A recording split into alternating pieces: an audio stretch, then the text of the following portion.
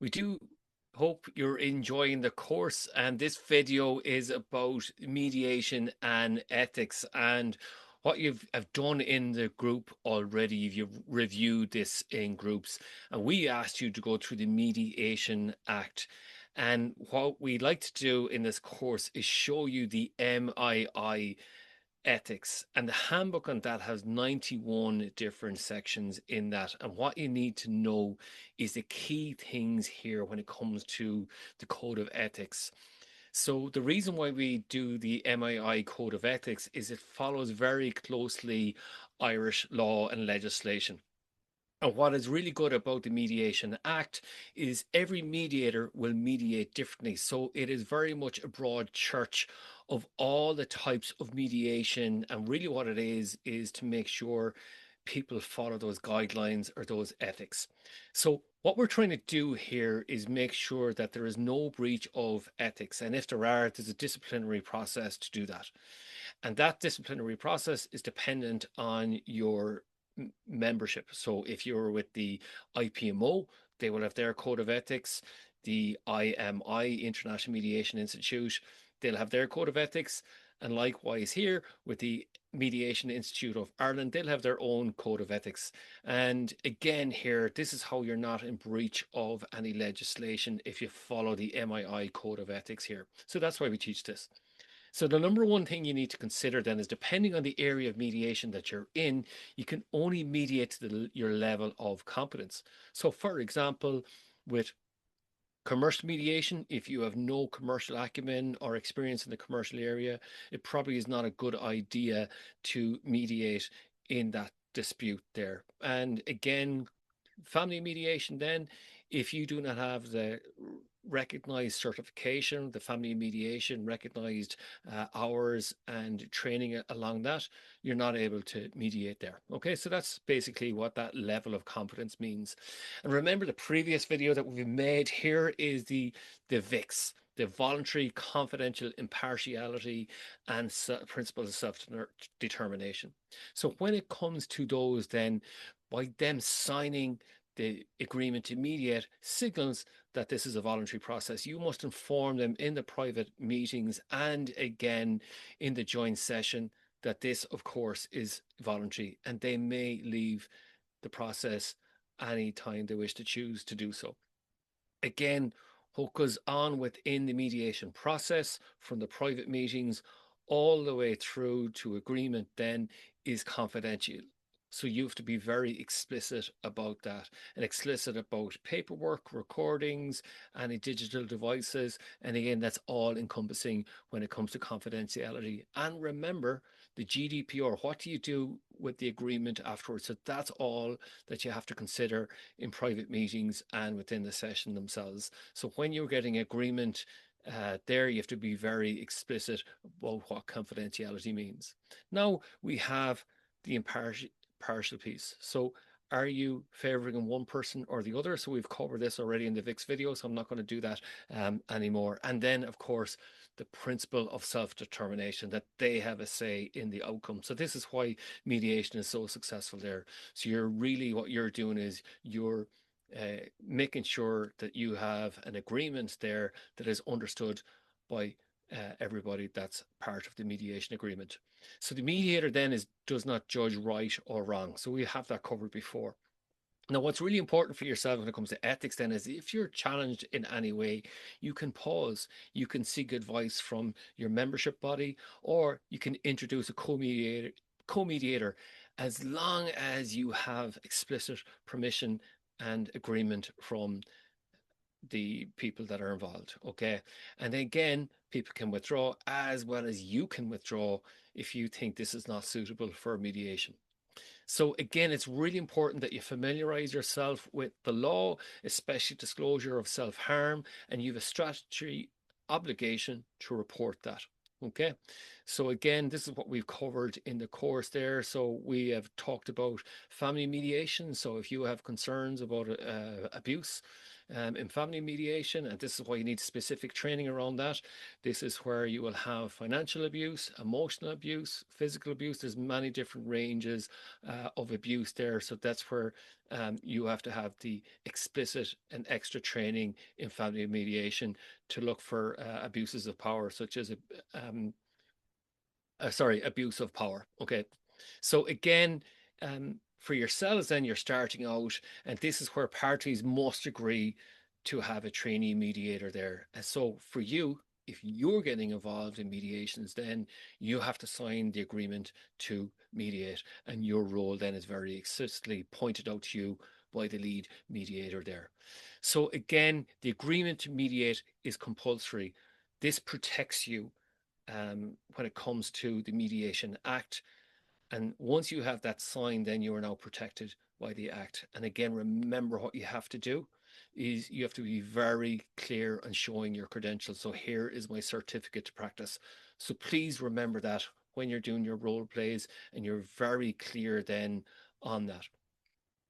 Another thing is when you are terminating the agreement or the mediation, when you're coming to an end, then you're very explicitly stating in writing that this mediation has now come to a close. So at the very end, when they've come to agreement or not, and you're looking to close the loop on this, you must send it by letter or by email stating that the mediation has now come to a formal close. So again, that's the closed loop. You start the mediation with the agreement to mediate, and they voluntarily sign that.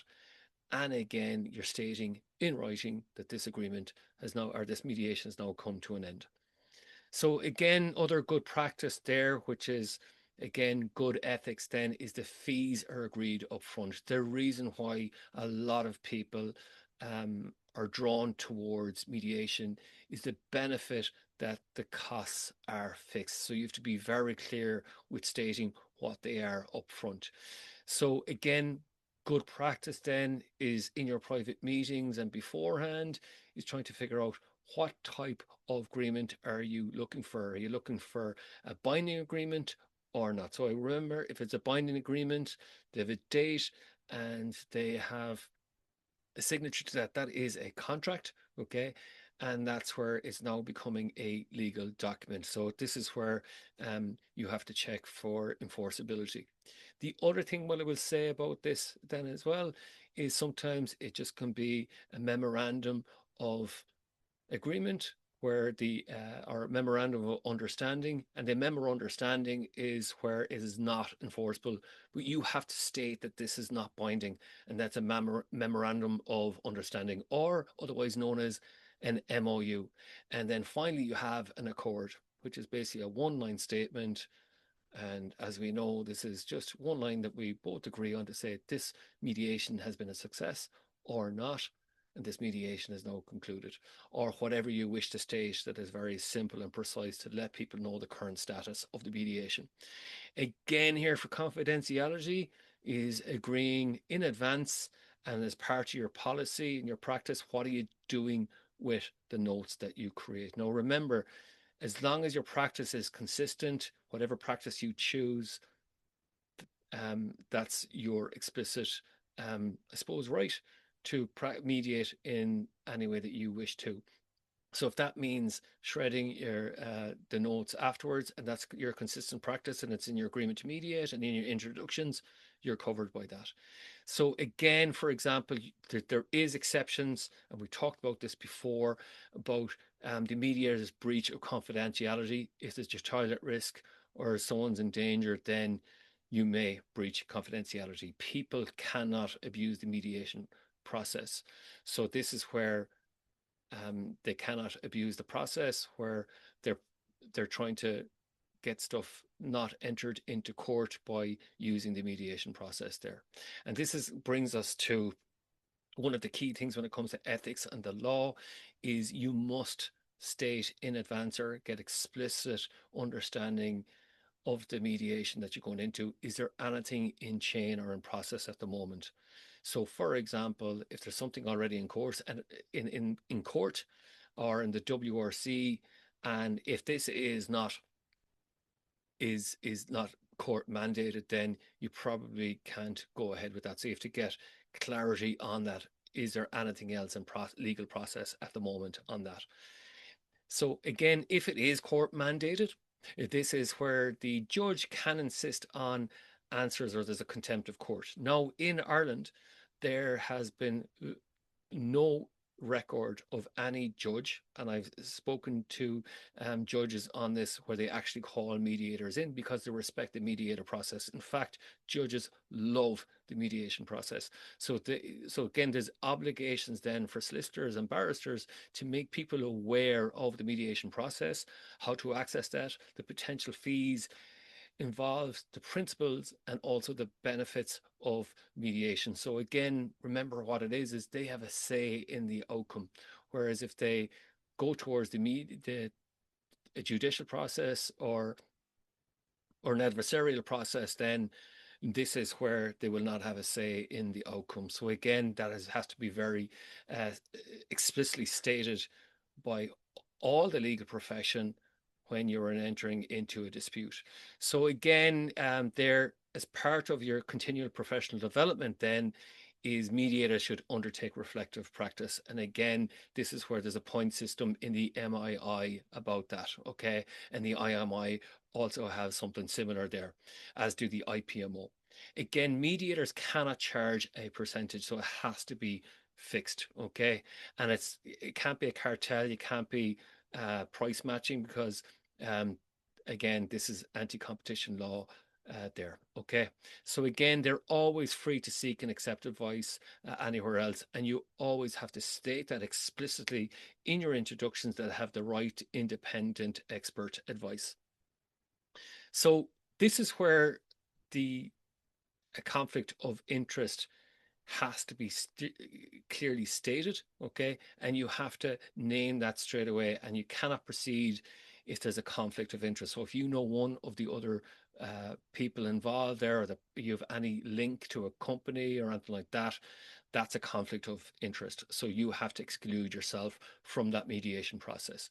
Again, you have professional indemnity insurance, which you must have as a professional. However, it is a lot cheaper because you're not giving out expert advice. So again, when you're looking for that, make sure you have professional indemnity insurance, and it should be a couple of €100. Again, we talked about this earlier on about storing your records securely, and that's to do with paper records. That has to do with digital security, passwords, laptops not being left open, files and passwords. So again, you have to be have a process in place for that. And then how long do you store information, and what are your deletion records around that?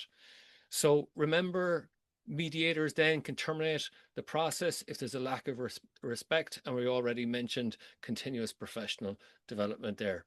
So we've gone through this already here, and these are in your notes, and we wish you all the very best in this course. I want to give you a whirlwind tour of the code of ethics and what to look out for. So remember the Mediation Act. Read that in full. If you are a member of the MII, you will get a half-day training on this, and that must be completed every 3 years. Okay, so that's it for me.